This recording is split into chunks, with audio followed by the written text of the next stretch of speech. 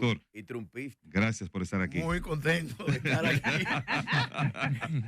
Muy contento de estar aquí con ustedes. Sí. Bueno, en este día donde se produce un punto de inflexión en la política mundial.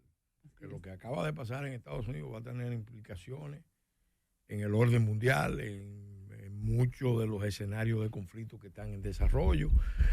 Y no es que no hay riesgo, hay riesgo, pero sin duda ese cambio augura que puede haber un tipo de relación entre las superpotencias que permita que el orden internacional se rearticule con menos escenarios de conflicto o menos traumático, vamos a decir, porque el conflicto siempre va a eso. Doctor, mire, hay dos cosas. Para conversar con usted de todos los temas que tenemos necesitamos 8 bloques, pero solamente nos han dado 2. Bueno, pues vamos arriba a rendirlo. Yo quiero iniciar la conversación por un tema que hace días estábamos esperando que usted pudiera venir al espacio.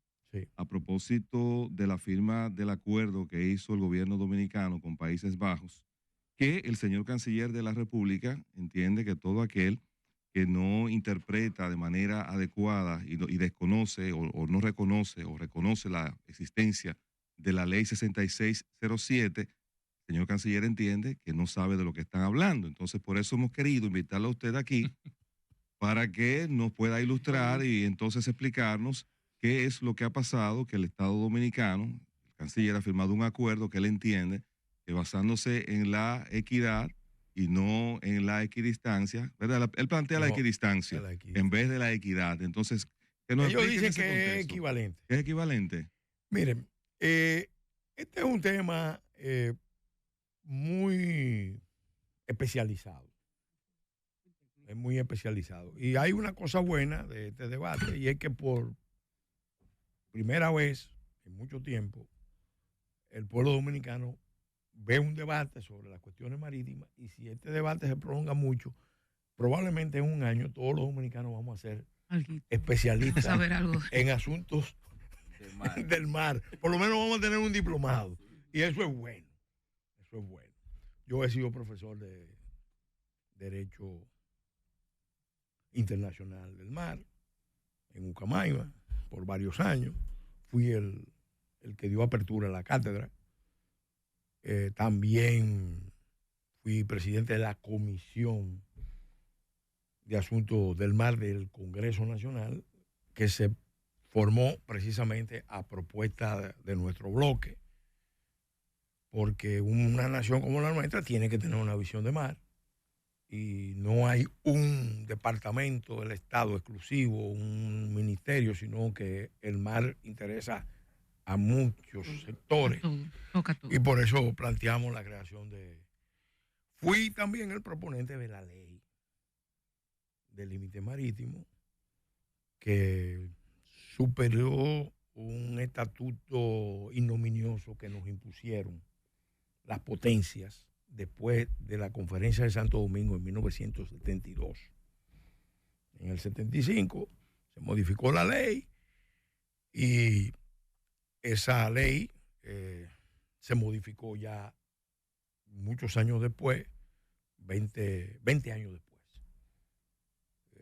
y a ajustarlo a los términos más favorables de la Convención de los Derechos del Mar.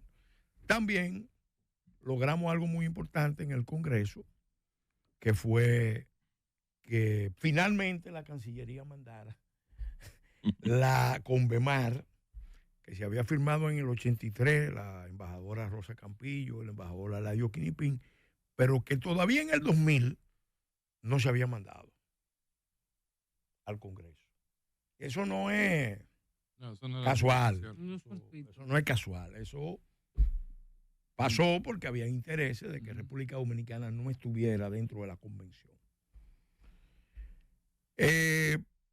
Ahí, cuando se aprobó la convención, después de un proceso de varios años de discusión, se aprobaron 12 declaraciones interpretativas. Primera vez en la historia que el Congreso Nacional, Eso lo pudo haber hecho el Estado al momento de la firma, pero no estaba preparado. Lo hizo el Congreso. Esas declaraciones interpretativas se le encomendaron a la embajadora Cristina Aguiar. Obviamente lo trabajamos en equipo, pero ella, como fue embajadora en Naciones Unidas, trabajó, le dimos todo el material y con el embajador Carlos Michelén hicimos el listado de las 12 declaraciones interpretativas, que ciertamente no son oponibles a terceros estados, pero sí a los poderes públicos locales. Dominicanos.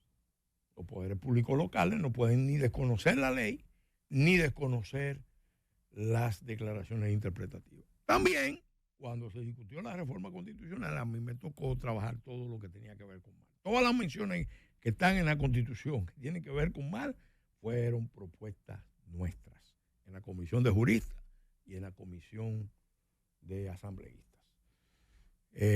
Ahí se incluyó una cláusula muy clara. Las delimitaciones marítimas y de esta materia que estamos hablando tienen que procurar los mejores términos permitidos por el derecho internacional del mar. Y yo le digo al canciller, se lo repito aquí, eso que se firmó está muy lejos de ser la mejor negociación, los mejores términos. Propiamente, es una tomadura de pelo decirle al país que ganamos 11 millas cuadradas. 37 kilómetros, dice. Y por suerte que aceptó, que fue porque el programa que se usó era diferente. Hay una joven, Maribel Reyes, que fue alumna mía, hizo una maestría, que le precisa al canciller que no use ese argumento para decir que ganamos, que está engañando a la gente. Eso fue un ajuste de los programas. Lo que no dice el canciller es que las líneas geodésicas que se trazaron fueron tan erráticas que todos los acuerdos que yo conozco se hacen las líneas geodésicas, latitud, longitud. Este es latitud. Pero la latitud. Ella hizo un escrito. La latitud, que el segundo punto de la latitud está en el Índico. O sea, el acuerdo es tan cuidadoso que puso el segundo punto de la latitud, lo puso en el Índico. Entonces, ¿qué pasa? Yo he hecho varias objeciones y próximamente vamos a pronunciar una charla, porque esto es un tema especializado. Claro. Y es bueno conocer todos los antecedentes. Necesitaríamos los 8 bloques para tratar solamente este tema. Claro, pero claro. Voy a avanzar. Pero entonces sí tenemos dominicanos que saben de lo que están hablando. Sí. Okay. Sí, evidentemente. Lo que pasa es que él parece que tiene, no sé cuál es la prisa para que esto se aprobara en la forma que se aprobó, y sobre todo tan lejos de lo que son. Le voy a poner un ejemplo de las opciones de delimitación que tenemos. Porque nosotros, hay quienes dicen, bueno, nosotros no teníamos por qué negociar ahora mismo con Holanda, debíamos sencillamente concentrarnos. Un paréntesis, él alegó, el canciller, de que era como el único punto de la frontera marítima que estaba como sin delimitar de una manera clara. Mira, y que ya con todos los demás países se había. Mira, él faltó a la verdad cuando dijo en la rueda de prensa que se habían firmado 2 acuerdos. Roberto Álvarez tiene que saber que se firmaron 3 y que hubo uno que se rechazó, que fue tan escandaloso que el Congreso le pidió al presidente Fernández que lo retirara. Eso se negoció terminando el gobierno del doctor Balaguer. Y fue una negociación proditoria, abusiva, porque se aprovechó que estaba terminando el gobierno para firmar un acuerdo mostrenco, antinacional, en el año 96. ¿Con qué país era eso? Con el Reino Unido. Okay. Yo siempre hago la advertencia, para que mucha gente no sabe. Holanda y el Reino Unido, de Inglaterra, Gran Bretaña Irlanda del Norte, colonialistas. siempre andan juntos. Siempre andan juntos. Esos son los mismos intereses. Cuando usted ve Inglaterra, usted ve Holanda, y cuando usted ve Holanda, está Inglaterra. Y ahora mismo en la región, no aquí con este tema, en el Esequibo, en el debate que hay ahora mismo con Venezuela, la Guyana, están juntos. Entonces eso no es, vamos a decirlo con claridad, eso no es. Hay riqueza e intereses económicos. Hay mucha riqueza, pero no solamente riqueza, sino que estamos viviendo un momento una conciencia del orden mundial, donde las grandes potencias marítimas, que fueron antiguos imperios coloniales, se han lanzado a una ofensiva hace un tiempo de la colonización de los mares, que precisamente va contra la esencia de la Convemar. La Convemar, después del famoso discurso del embajador Alvi Pardo de Malta en el año 1967, la Convemar se concibió para frenar la vocación de las potencias marítimas de dominar los mares, porque había fracasado la convención del 58, o había tenido logros escasos, y la convención del 62. Ahora, volviendo al punto pero, de la mejor negociación posible. Entre mejor negociación, y si es verdad, como dice el canciller Álvarez, que nosotros ganamos en esta negociación. No. Mira, no se ganó. Ok. No se ganó, y yo te voy a decir. Perdimos. Voy más lejos.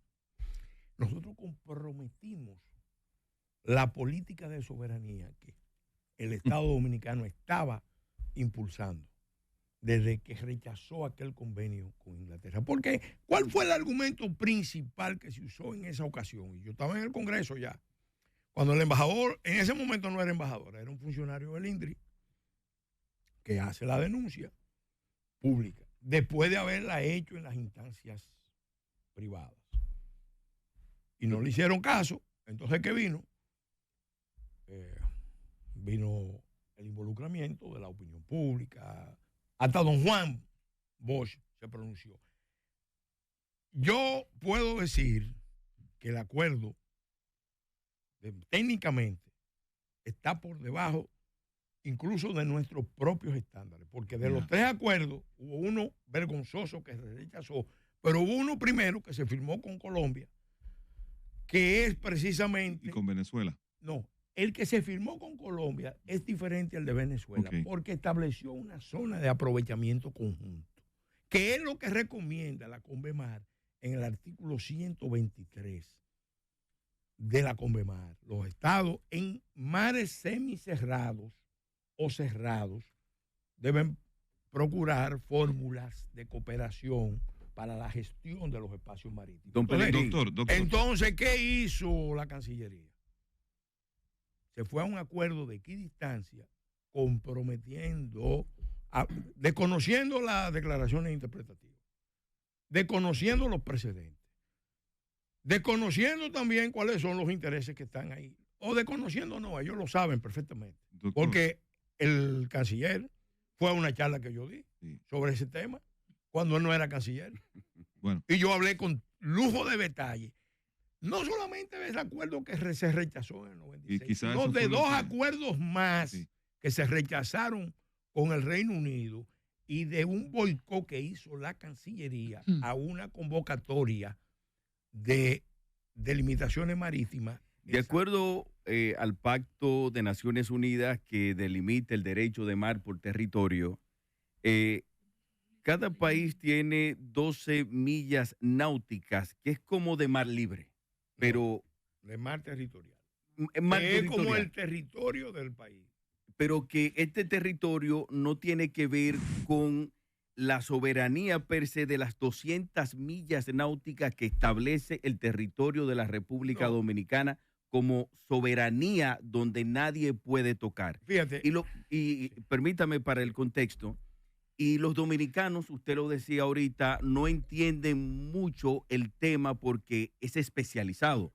Y nos gustaría que usted edifique al pueblo dominicano respecto al tema de este territorio que está en discusión, que se dice que el Estado cedió a Países Bajos, pero la gente quiere saber si eso está dentro de las 200 millas náuticas como territorio dominicano.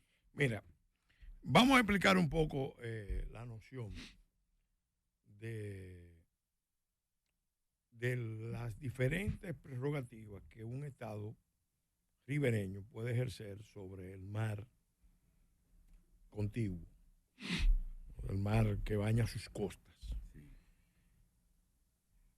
Una vez se tracen las líneas de base, que pueden ser línea de base normal, que normalmente la baja mar, línea de base recta, que es la que cierra las costas accidentadas, una línea imaginaria que cierra las escotaduras, o que pueden ser cóncavas o convexas. O líneas de base archipelágica, que fue la opción que nosotros reivindicamos. Una vez se trace la línea de base, el Estado empieza a ejercer soberanía de diferentes tipos, o soberanía no, jurisdicción de diferentes tipos. Las primeras 12 millas son de plena soberanía. La costa, donde usted se baña cuando va. ¿Tú sabes cuánto fijaba la ley de nosotros en el año 77? 6 millas. Y ya era universal, que era 12 millas. Okay. ¿Por qué asumimos 6 y no 12? Resultado precisamente de esa imposición de los poderes internacionales.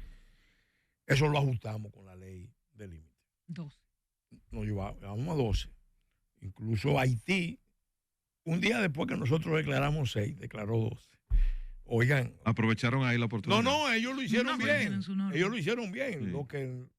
Lo que pasa es que aquí hay una actitud de someterse a esos poderes y no ejercer los derechos, el músculo de la soberanía. Entonces, la primera 12 millas es como si fuera el territorio dominicano. El patio, tú.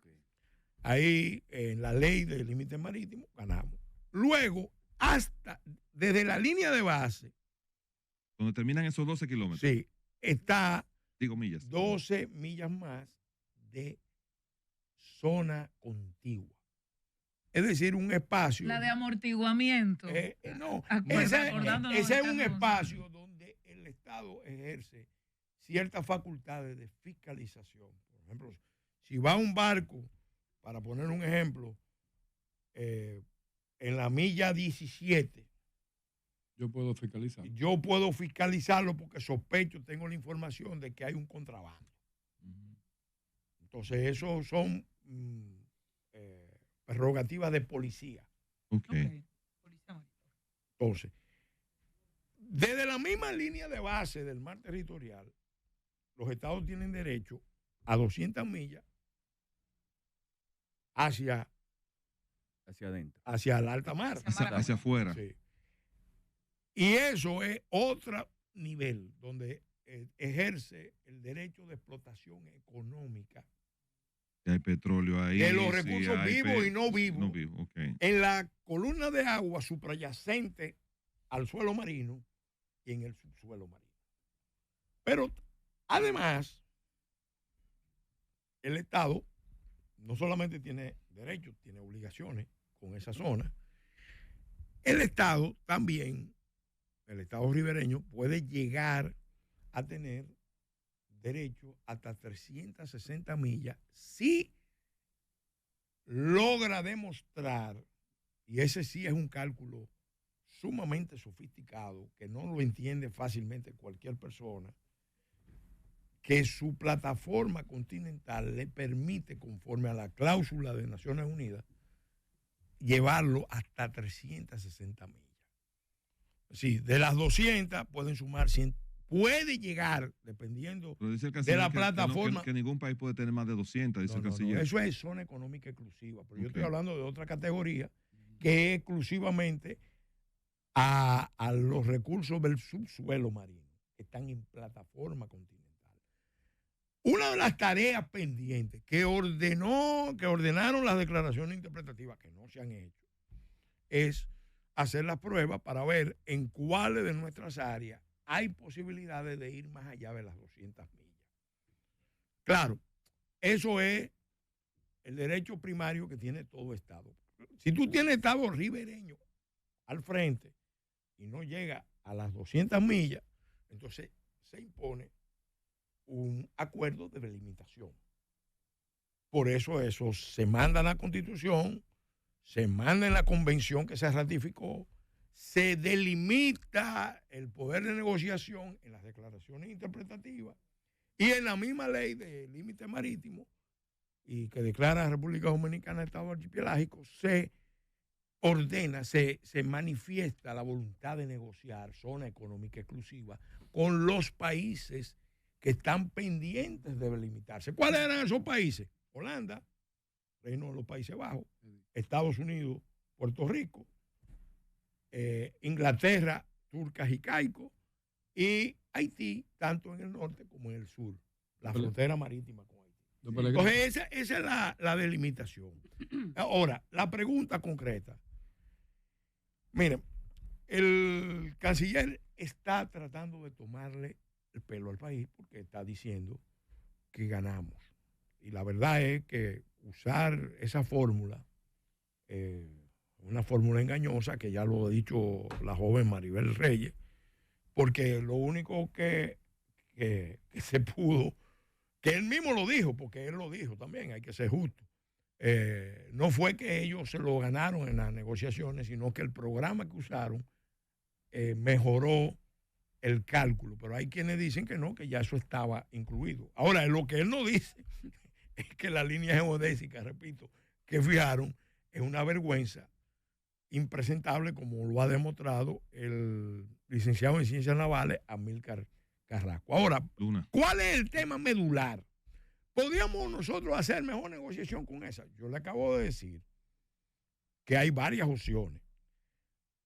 Lo correcto hubiera sido, y ahí está el manual de delimitaciones marítimas, que el país se preparara para una discusión a fondo con un conocimiento cabal de cuál es la geomorfología y el potencial de hidrocarburos que puede haber en la zona. Ustedes pueden estar seguros que Holanda sí sabe perfectamente todo el potencial de hidrocarburos que puede haber ahí en la zona. A eso quiero referirme, Pelegrín, porque nosotros hemos estado obligados hace muchos años a este proyecto, porque Carlos Michelén estudió con nosotros en INTEC. Aparte de que mi hija es oceanógrafa y conoce también el tema. Pero usted dijo una palabra clave al principio, casual. Entonces, hablando de los potenciales, ¿qué es lo que ha estado pasando en esa zona por tantos años que la República Dominicana ha estado ausente en el ámbito de explotaciones de recursos que son nuestros, marinos, atún, delfines que se pescan como si fueran atunes? Muchísimas, no solamente el Reino Unido y Holanda, sino también Japón, Estados Unidos también. Sí. Entonces, esa casualidad, o sea, no es que sea casual. Ahí hay un gran tema económico, pero no de ahora, de hace muchos años, y de gente que ha estado callada. Mira, en el manual de delimitaciones de Naciones Unidas, ustedes lo pueden bajar, está en la red. Ustedes pueden leerlo y van a entender bastante del tema. Y es fácil de entenderlo. En ese manual, por ejemplo, se dice que hay factores diversos que pueden condicionar las negociaciones de los estados con costas enfrentadas, donde no se llega a las 200 millas y hay que llegar a una delimitación. Y una de las razones que pone son las razones políticas y de seguridad. El acuerdo que el canciller cita de Holanda con Venezuela, de los Países Bajos con Venezuela, es un buen ejemplo de eso. Está ahí en el manual, lo ponen como ejemplo. ¿Por qué? Porque todo el que conoce la historia sabe que la industria petrolera de Venezuela le debe muchísimo las principales refinerías, las más grandes. ¿O inglesa? Anglo-holandesa. La Shell. Y British Petroleum. Y BP. Pero BP está más en Trinidad y Tobago. Ahí se metió más BP. Entonces, ¿qué pasa? La verdad es que esta negociación, incluso violenta el acuerdo que nosotros firmamos con Venezuela, porque usted busca el artículo 7 de ese acuerdo, que el canciller lo citó, pero no hizo mención del artículo 7. El artículo 7 dice que el acuerdo con Venezuela en ningún caso se puede tomar como base para las negociaciones con terceros estados. Pero lo menciona Venezuela como referencia. Pero espérate, ¿qué te está diciendo eso? Que Venezuela se reserva el derecho de eventualmente decir, no, espérate, yo no acepto esa negociación.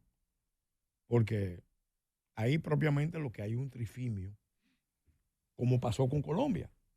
Cuando se firmó con Colombia, automáticamente Venezuela fue que reclamó el acuerdo. Porque nosotros le estábamos dando unas áreas que Venezuela decía, espérate, esas áreas no pertenecen a nosotros. A diferencia del acuerdo con Colombia, el acuerdo de Venezuela no tiene zona de aprovechamiento común. Que es, repito, eso está en los manuales de derecho internacional y de derecho del mar. Es la técnica recomendada por Naciones Unidas, la misma Convemar, y se ha hecho en algunos espacios. No es la regla, porque los mares cerrados y semicerrados difícilmente se delimitan con zona económica exclusiva. Pero a pesar del acuerdo, nos están explotando lo que es nuestro. No, sin duda que nosotros hace muchos años, lo que es la visión de mar, por eso lo ponemos en la Constitución, un mandato a desarrollar la visión de mar. La cuota de pesca de nosotros. Exacto. Por ejemplo, nosotros estamos pasando con ficha, para usar una expresión popular, porque nosotros deberíamos tener aquí una flota de pesca. Exacto. Que nos permita satisfacer la mayor parte de las necesidades de pesca, de consumo de alimentos marinos en República Dominicana, desde República Dominicana, pero no estamos empleando en eso. No, aquí se está importando la mayoría del pescado que se consume en República Dominicana. Pelegrín, entonces ese acuerdo ya está firmado. El Tribunal Constitucional hizo las votaciones como ya sabemos que la hizo. El siguiente paso es llevar esto al Congreso. ¿Debería el Poder Ejecutivo impulsar de que llegue ese acuerdo al Congreso? Mira, ¿O por la sanidad del liderazgo de Luis Abinader debería revisar ese acuerdo? Mi opinión es que ese fue un fallo rebote. ¿Cómo un fallo rebote, doctor? Explíquelo, por favor. Una sentencia rebote. Si tú analizas el fallo, están los votos para decir que es constitucional, pero hay 4 disidentes y 1 salvado, que todo el contenido es para rechazarlo. Políticamente, ¿qué hizo el Tribunal Constitucional? Mira, aquí hay un tema. Nosotros no queremos meternos a juzgar si la Cancillería lo hizo bien o mal, entonces se lo mandamos al Ejecutivo que decida qué va a hacer. El canciller está empeñado en que eso tiene que aprobarse, porque eso es lo mejor para el país.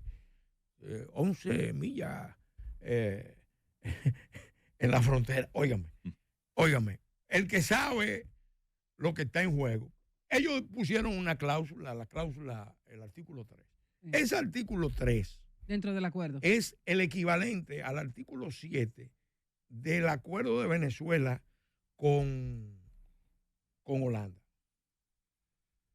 Sobre si aparece una estructura hidrocarburífera que no se pueda explotar de un lado, que cruce al otro lado, entonces empezarán las negociaciones para otro acuerdo. ¿Qué es lo que en una negociación de buena fe, cuando una parte no tiene toda la información y la otra probablemente tiene toda la información, porque los ingleses y los holandeses sí tienen toda la información. Claro. Y yo fui ministro de Energía, sí, y yo sé, porque yo he hablado con ejecutivos de las petroleras más importantes del mundo y ellos, eso es una zona de interés de exploración. Entonces, ¿qué era lo prudente? Bueno, mira, como se trata de de una fórmula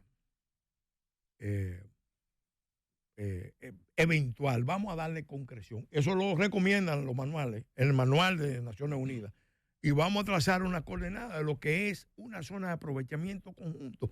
Y vamos a establecer los parámetros de ganancia de cada país. Doctor, ¿por qué? Eso no se hizo.